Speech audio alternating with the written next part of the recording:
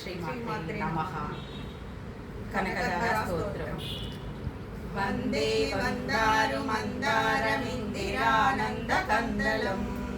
अमन्दानन्दसन्दोहबन्धुरं सिन्धुराननम् अङ्गं हरे पुलकभूषणमाश्रयन्ती भृङ्गाङ्गनेव मुकुलाभरणन्तमालम् अङ्गीकृताखिलविभूतिरपाङ्गलीला माङ्गल्यदास्तु मम मङ्गलदेवतायाः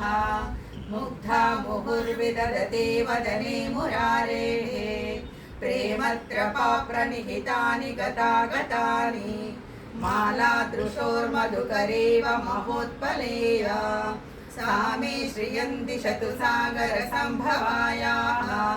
विश्वामरेन्द्रपदविभ्रमदानदक्षम् आनन्दहेतुरधिकं मुरविद्विषोऽपि ईशन्निषीदतु मयि क्षणमीक्षणार्थम् इन्दीवरोदरसहोदरमिन्दिरायाः आमीलिताक्षमधिगम्य मुदा मुकुन्दम् आनन्दकन्दमनिमेषमनङ्गतन्त्रम् आकेकरस्थितकनीनिकपक्ष्मनेत्रम् भूत्यै भवेन्मम भुजङ्गशयाङ्गनायाः कालाम्बुदालिललितोरसिकैटभारेः धाराधरे स्फुरति या तटितङ्गनेव मातुः समस्तजगतां महनीयमूर्तिः भद्राणि मे दिशतु भार्गवनन्दनायाः बाह्वन्तरे मुरजितश्रितकौस्तुभेया हारावलीव हरिनीलमयी विभाति कामप्रदा भगवतोऽपि कटाक्षमाला कल्याणमावहतु मे कमलालयायाः प्राप्तं पदं प्रथमतः खलु यत्प्रभावात् माङ्गल्यभाति मधुमाथिनि मन्मथेन मय्यापतेत्तदिहमन्करमीक्षणार्थम् मन्दालसञ्चमकरालय कन्यकायाः दद्याद्दयानुपवनोदयनाम्बुधाराम् अस्मिन्न किञ्चन विहङ्गशिशौ विषण्णे दुष्कर्म घर्ममपनीय चिराय दूरम् नारायण प्रणयिनी नयनाम्बुवाहः इष्टाविशिष्टमतयोऽपि ययाद्रदृष्ट्या श्रीविष्टपदं सुलभल्लभन्ते दृष्टिप्रहृष्टकमलोदरदीप्तिरिष्टां पुष्टिं कृषिष्ट मम पुष्करविष्करायाः के देवतेति गरुडध्वज सुन्दरीति शाकम्भरीति शशिशेखरवल्लभेति सृष्टिस्थितिप्रलयकेलिषु संस्थितायै तस्यै नमस्त्रिभुवनैकगुरोस्तरुण्यै श्रुत्यै नमोऽस्तु शुभकर्मफलप्रसूत्यै रत्यै नमोऽस्तु रमणीयगुणार्णवायै शक्त्यै नमोऽस्तु शतपत्रनिकेतनायै पुष्ट्यै नमोऽस्तु पुरुषोत्तमवल्लभायै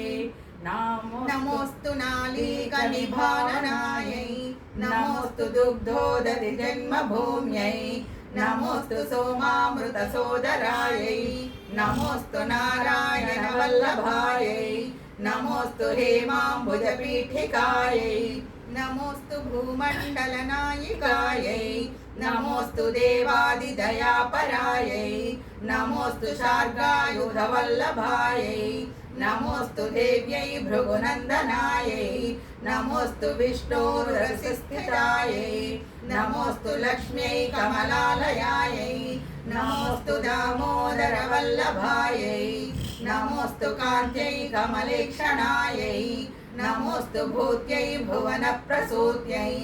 नमोऽस्तु देवादिभिरर्चितायै नमोऽस्तु नन्दात्मजवल्लभायै सम्पत्कराणि सकलेन्द्रियनन्दनानि साम्राज्यदाननिरतानि सरोरुहाक्षि त्वद्वन्दनानि दुरिताहरणोद्यतानि मामेव मातरनिशङ्कलयन्तु मान्ये यत्कटाक्षसमुपासनाविधिः सेवकस्य सकलार्थसम्पदः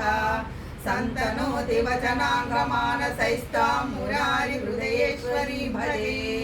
सरसिजनिलये सरोजहस्ते धवलतमां शुकगन्धमाल्यशोभे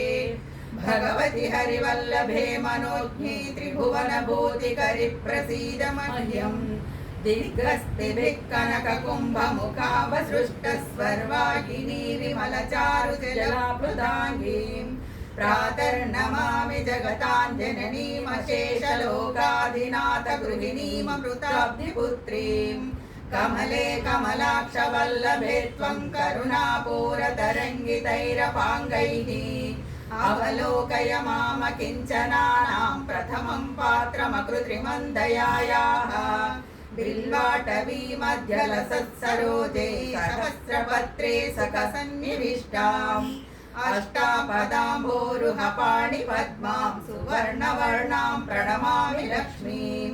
कमलासनपाणिना ललाटे लिखितामक्षरपङ्क्तिमस्य जन्तोः परिमार्जय मातरं घृणाते धनिकद्वारनिवासतु दुःखदोघ्रीम् अम्भोरुहं जन्मगृहं भवत्याः वक्षस्थलं भर्तृगृहं मुरारेः कारुण्यतः कल्पय पद्मवासे